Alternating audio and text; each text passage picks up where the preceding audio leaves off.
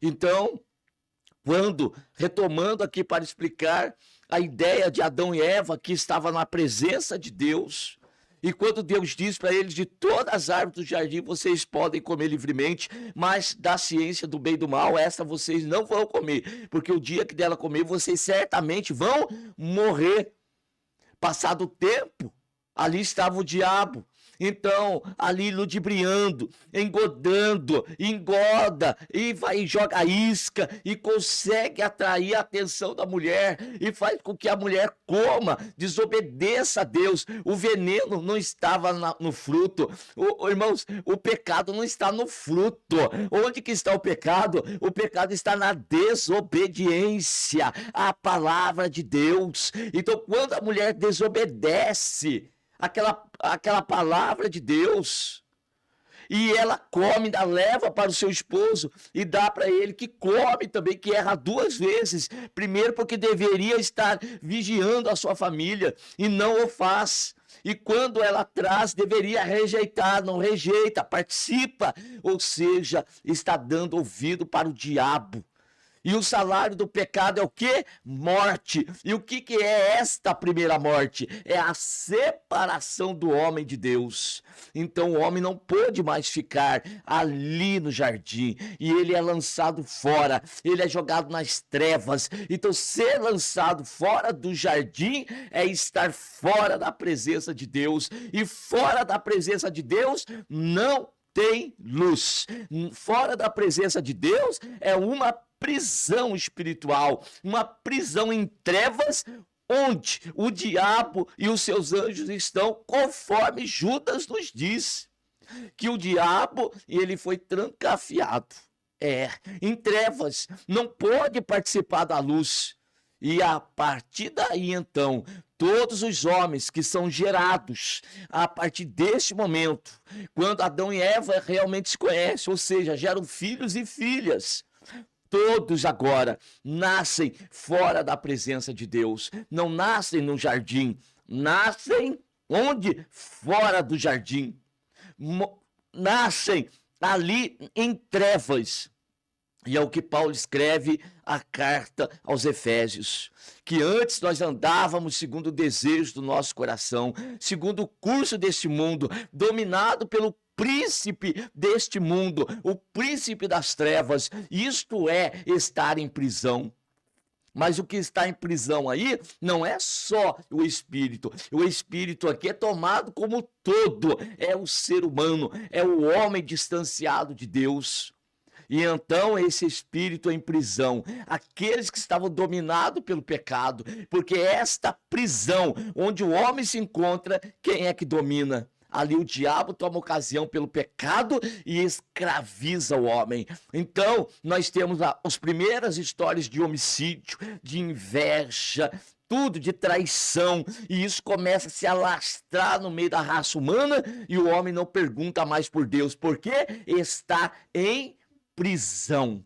E quem está em prisão não sabe para onde está caminhando, onde que está indo, e tão pouco pode sair de onde está.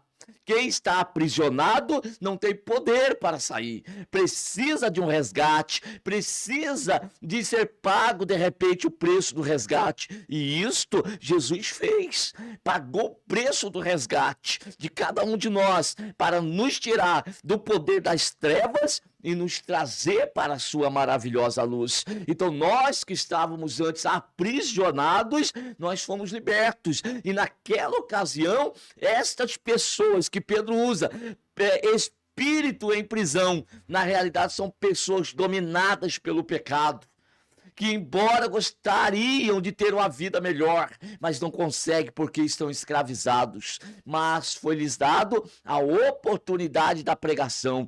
Lá estava o Espírito de Deus, por meio de Noé, apregoando e anunciando. Por quanto tempo? 120 anos, construindo a arca. E cada vez que a arca ali era formada, e estava anunciando a salvação. E então Noé dizia, vai haver chuva e vai inundar toda a terra, e todos os homens que não estiverem na arca serão destruídos por causa do juízo de Deus. Naquela época ainda não havia chovido, o povo não sabia o que era isso e zombavam de Noé. Viu? Zombavam de Noé. Não está semelhante hoje? Não é a mesma coisa? Pregamos isso, anunciamos que agora, não mais destruído pela água, mas pelo fogo eterno, esta terra vai ser queimada, e está sendo isso anunciado, e muitos hoje estão zombando de nós, não acreditam no que nós estamos pregando. Muito bem, estão se fazendo tal qual a geração da época de Noé, mas passados os anos a arca ficou pronta, e então veio o juízo de Deus, e Deus então falou para Noé: entra na arca, tu e a tua casa. E então 8 almas dentro daquela arca, e Deus fecha aquela arca pelo lado de fora, e começa a chover, e água em cima de água, e daqui a pouco os homens começam a subir para os montes, e daqui a pouco não tem mais, o único lugar que eles poderiam ir é lá na arca, mas a arca agora está fechada pelo lado de fora, fechada por Deus, Noé não pode abrir mais, ou seja, foi dada a oportunidade de salvação, mas não deram crédito à palavra pregada, e então foram todos destruídos pela água. Mas aqueles que estavam na arca foram salvos pela mesma água. Por quê? Porque a arca flutua no meio daquela água, no meio de tanta destruição, aquela arca estava flutuando. Meus amados irmãos, Jesus, na sua oportunidade de pregação na terra, agora em carne, ele próprio pregando, chegou a dizer para a sua geração: vocês são semelhantes à geração de Noé. Numa época em que se casavam, davam-se casamento, compravam, vendiam, e anunciando a destruição, e falando, e dando-lhes oportunidade de salvação, não deram crédito, mas a destruição veio repentinamente, como um ladrão. No momento em que eles estavam despercebidos, chegou o juízo de Deus. E Jesus pregando, e eles não davam crédito para que Jesus pregava. E agora, um terceiro momento. Então nós temos o primeiro momento, em que Jesus, pelo seu Espírito, lá em Noé, pregava e anunciava. Depois, o próprio Jesus em carne, pregando naquele momento do seu ministério. Mas não deram também crédito. E qual que é o terceiro momento? O momento da igreja. Nós agora, cheios do Espírito Santo do Senhor, movidos pelo Espírito Santo de Deus, nós estamos pregando aos mesmos espíritos em prisão. Os mesmos, viu? Os mesmos no sentido de que, na mesma circunstância, na mesma situação, homens mergulhados no pecado, que fazem coisas que não gostariam de fazer, mas são induzidos porque estão escravizados pelo pecado. Porque o diabo os escravizou, o diabo tem dominado a mente das pessoas. Mas na primeira epístola de João, capítulo 3, verso 18, ele vai dizer: o Filho do Homem se manifestou para desfazer as obras do diabo.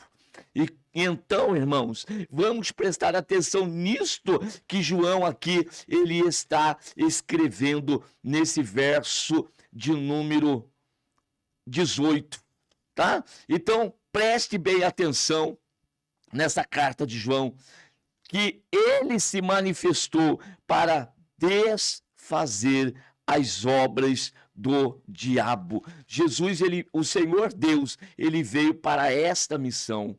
Se o diabo enclausurou, se o diabo, ele mantém o homem preso, irmãos, Jesus morreu na cruz e desfez essas obras do diabo.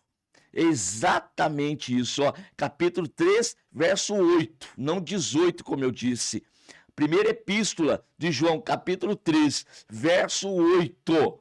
Para isto o Filho de Deus se manifestou, para desfazer as obras do diabo. Se o diabo enclausurou, se o diabo prendeu, aqui, na expressão de Pedro, espíritos, mas espíritos, pessoas, prendeu as pessoas, vocês vão perceber que as pessoas aparentemente estão livres. Elas dizem: não, eu estou indo para onde eu quero, eu faço o que quero. Aparentemente, fisicamente, você pensa estar fazendo o que você quer, mas na realidade, o teu ser, o homem espiritual, viu? O verdadeiro homem que é o que está dentro, isso aqui é só a carcaça. Isso aqui vai se desfazer, o verdadeiro homem está dentro de nós, viu? Esse está enclausurado, esse está preso. Porém, está aqui tendo a oportunidade, como na época de Noé se teve, como na época de Jesus se teve, e agora na época da igreja está se tendo a oportunidade de ouvir a pregação, de ouvir a mensagem do evangelho. E saiba de uma coisa, está marcado por Deus um dia em que todas estas coisas serão destruídas. Físico deixará de existir, e daí então será tudo em Deus, Espírito. Então a oportunidade agora para salvação é neste momento que nós estamos nesse corpo, estamos em vida. Portanto, se esta pregação está chegando até você, é porque Deus está querendo te libertar. Conhecereis a verdade e a verdade vos libertará. Se há necessidade de libertação, é porque há prisão. E onde está a prisão? A prisão, irmão, está na mente aqui, ó. Homens presos, enclausurados pelo pecado que domina e que humilha e que leva o homem ao fundo do poço. Mas Deus amou o mundo de tal maneira e deu seu Filho unigênito para ir na parte mais baixa da terra. Onde é a parte mais baixa da terra? É onde estão esses miseráveis pecadores. Viu? Aí Jesus está para pregar, aí a mensagem está chegando.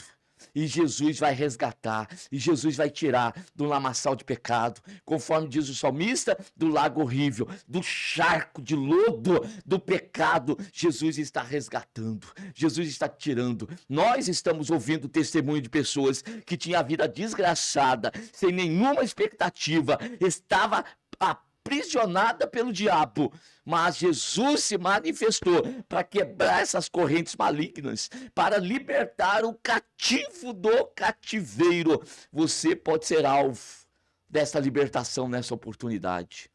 O Senhor está te dando a oportunidade ímpar de você agora se entregar a Cristo e ser salvo da condenação eterna. Vai chegar o dia.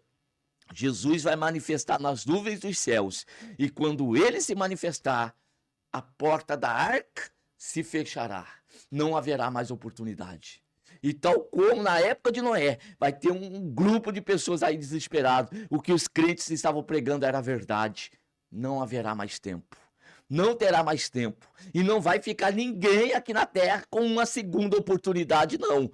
A oportunidade se chama hoje. Hoje é dia de salvação. Quando Jesus se manifestar, vai ter tudo acabado.